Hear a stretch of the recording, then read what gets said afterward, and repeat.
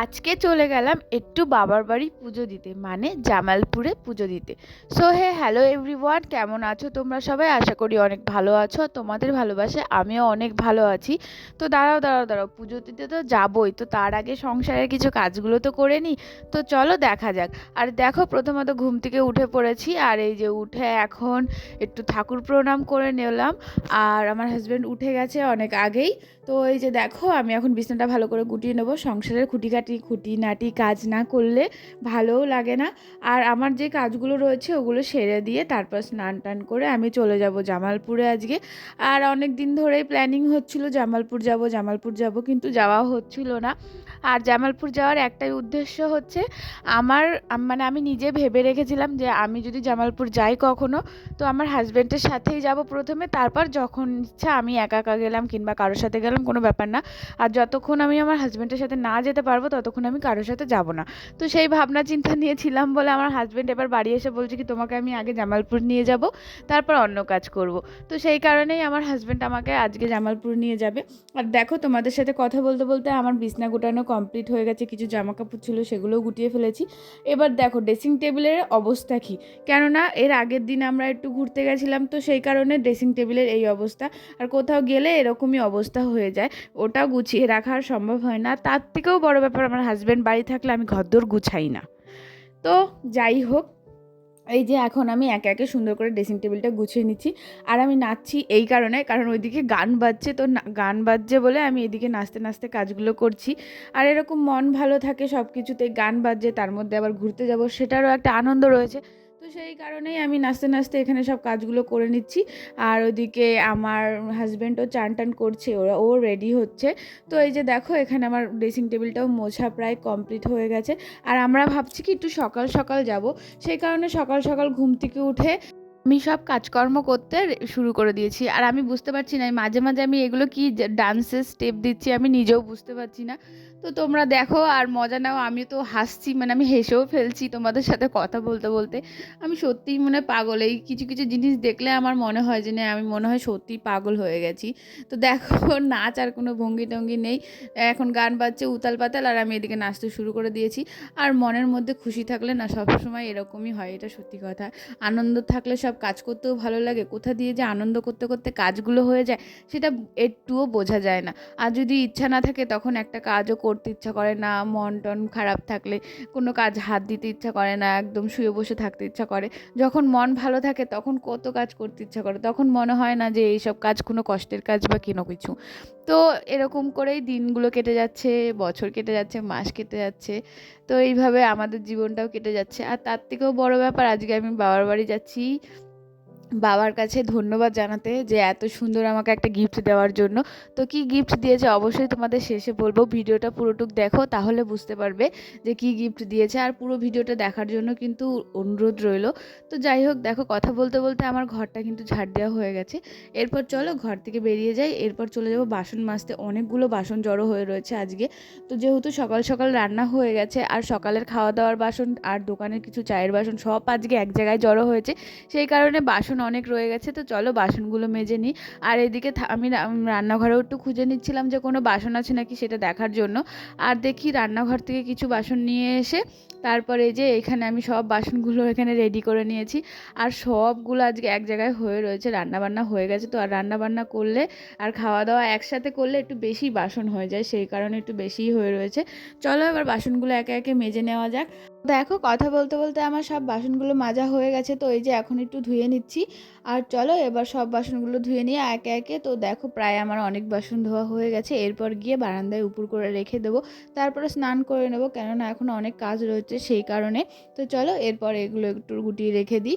আর এগুলো আজকে এখন রাখবো পুরো রান্নাঘরের সামনের সিঁড়িটায়। তো এটা হচ্ছে রান্নাঘরের সামনের সিঁড়ি, এতদিন ওই সামনে রাখতাম, কিন্তু সামনে রেখে একটাই অসুবিধা হতো যে ওখানে অনেক লোকজন আসলে একটু বসতে অসুবিধা হতো। আর এই সাইডটা তো অফ সাইড হয়ে যাচ্ছে, এই সাইডটায় কেউ আসে না, সেই কারণে ভাবছি এই সাইডেই বাসনগুলো রেখে দিই।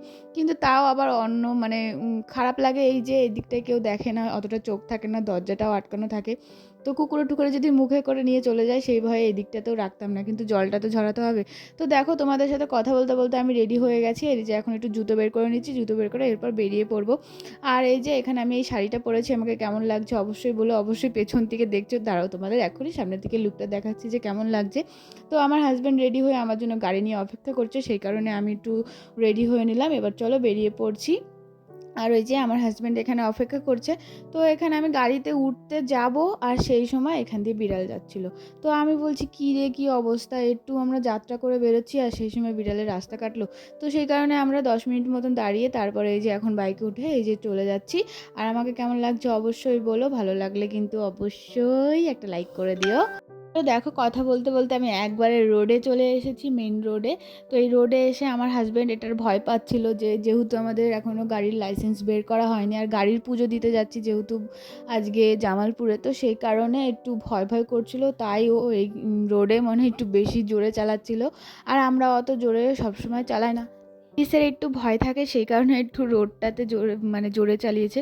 তারপর আমরা ভেতর ভেতর দিয়ে এসেছি, বেশি রোডে দিয়ে আসিনি, সেই কারণে অত সমস্যা হয় না। দেখো কথা বলতে বলতে পৌঁছে গেছি। আজকে গাড়ির পুজো দেবো, তার সঙ্গে তার মধ্যে ওর সঙ্গেও আমি চলে এসেছি। আর এখানে এই দাদাভাইটা দাঁড়াতে বলছিল, আমরা তো প্রথমে ভয় পেয়ে গেছিলাম যে কী হলো, গাড়ি নিয়ে কি বেশি দূর ঢুকতে দেবে না, সেই কারণে দাঁড়াতে বলছে। তারপরে দেখি না না, এখানে ওরা ডালা বিক্রি করছে, মানে পুজোর ডালাগুলো বিক্রি করছে, সেই কারণে এখানটা দাঁড়াতে বলেছে।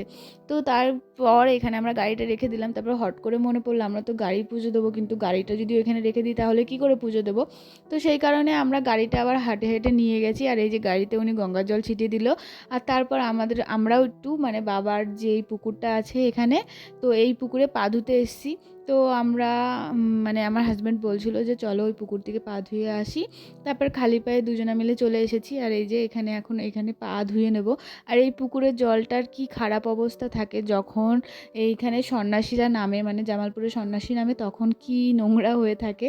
তো সবাই স্নান করে, সব সন্ন্যাসী মানে হাজার হাজার সন্ন্যাসী চান করে, সেই কারণে এখানটার পুকুরটার আর জল থাকে না, কিন্তু তাও চান করে। আর এখন দেখো পুকুরের জলটা পুরো কাচের মতন হয়ে রয়েছে, এতটা সুন্দর হয়ে রয়েছে। তো ওখানে একটা সাপ ছিল, সেটাই আমি বলছিলাম, দেখো ওখানে একটা সাপ রয়েছে। তারপর এই যে দেখো উঠে পড়ছি, আর আমার সামনে দিয়ে একটা দিদিভাই আসছিল। তো উনি আমার দিকে তাকিয়েছিল, ওই যে উনি আমার পাশ দিয়ে গেল এখনই যে উনি। তারপর দেখো এখানে আমরা একটু গঙ্গা জল হাতেও ছিটিয়ে নিলাম ও আর আমি।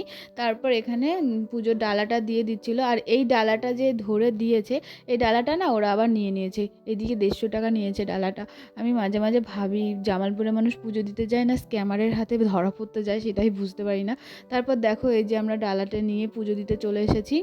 আর এই যে ওই দুটো ব্রাহ্মণ বসে রয়েছে, আর ওখানে আমরা ভাবছিলাম এখানেই পুজো হবে। তারপর দেখে আমার হাজব্যান্ড বলছে না না এখানে না, ভেতরে চলো।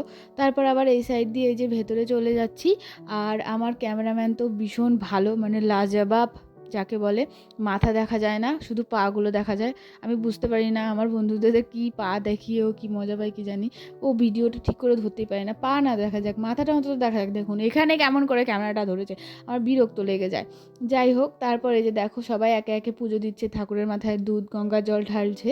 তো আমরা দুধ গঙ্গা জলটা আনিনি, আমরা যেহেতু গাড়িতে পুজো দেবো সেই কারণে আমরা উপোস করে এসে গাড়িতে পুজো দেবো। আর ঠাকুরমশাই যা আমাদের কাছ থেকে দক্ষিণা নিয়েছে, ওটা শোনার পর তো আমরা যে নিজেরাও অঞ্জলি দেবো সেটাও আর দেওয়া হয়নি, দিইনি ইচ্ছা করে, রাগের চোট আর কি বলবো। এরা তো পুজো দিতে বসেনি, এরা মানে লুটতে বসেছে মানুষকে, যা বলবো আর কি, কিছু বলার নেই। শুধু বাবার নাম করে যে এরা কত বড় বড় বিজনেস করছে সেটাও বলার বাইরে। মানে এত পরিমাণে টাকা চায়, এত পরিমাণে টাকা চায়। আমরা ঘরে তো টাকা দিয়েই গেছি, কত দিয়েছি সেটা আর বলবো না। তো এখানে আমি ধূপকাঠি ধরিয়ে নিচ্ছিলাম বাইরে, তারপরে আমাদের পাঠিয়ে দিয়েছে, বলেছে বাইরে গিয়ে যেই ব্রাহ্মণ দুটোতে শুরুতেই দেখিয়ে দিয়েছি তোমাদের, সেই ব্রাহ্মণ দিয়ে পুজো দেওয়াতে। তো সেই কারণে আমরা বাইরে চলে গেছিলাম, তারপর ব্রাহ্মণের কাছে দিয়ে পুজো দিয়েছি।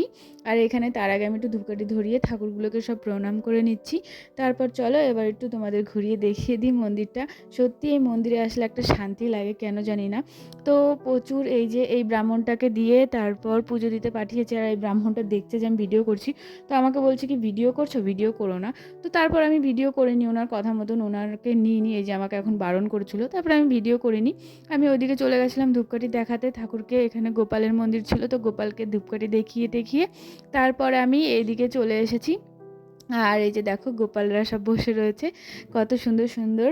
তো এই গোপালদেরকে ধূপকাঠি দেখিয়ে একটু প্রণাম করে নিয়েছি, নিয়ে তারপর ওইদিকে তো আমার হাজব্যান্ড পুজো দিচ্ছে সেই কারণে। আর এই যে দেখো এখানে আমি এসে তিলক কেটেছি, কেমন লাগছে অবশ্যই বলো, আমারও ভালো লাগছে। আর এই যে গাড়ি নিয়ে এখন বেরিয়ে পড়ছি। আর ওই ব্রাহ্মণটা বলছিল কি চুপি চুপি, বলছে চুপি চুপি আমাকে 100 টাকা দাও। মানে ওখানে তো পয়সা দিয়ে এসেছি, আবার এখানেও ওনাকে পয়সা দিতে হবে। মানে এত স্ক্যামার বেরিয়ে গেছে, আর কিছু বলার নেই। তো তারপর দেখো এই যে আমরা বেরিয়ে পড়েছি ওখান থেকে। আর আজকের ব্লগটা এখানেই শেষ করছি। ভালো লাগলে অবশ্যই একটা লাইক করে দিও। টাটা।